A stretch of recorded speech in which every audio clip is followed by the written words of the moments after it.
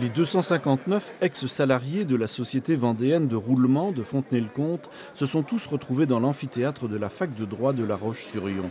Ils contestent leur licenciement pour motif économique. Il faut qu'il soit puni, que ça soit écrit.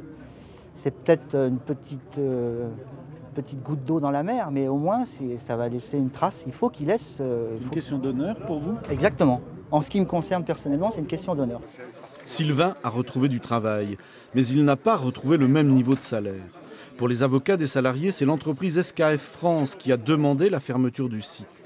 Il la considère comme co-employeur du fait de son implication dans la vie quotidienne de la SVR.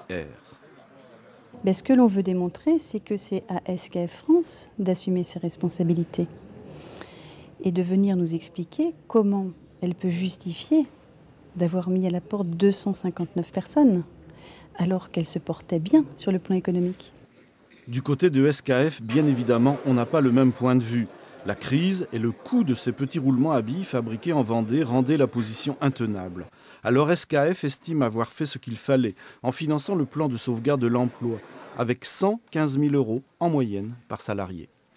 Lorsque l'on dit à la cellule d'emploi « je veux créer une entreprise », la cellule d'emploi valide le projet et la cellule d'emploi fait un chèque de 30 000 €. Il suffit de valider le projet.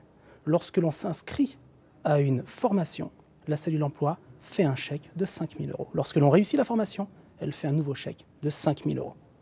Voilà les sommes. Mais pour les salariés, difficile de faire les comptes de cette manière quand on n'a pas de perspective d'emploi.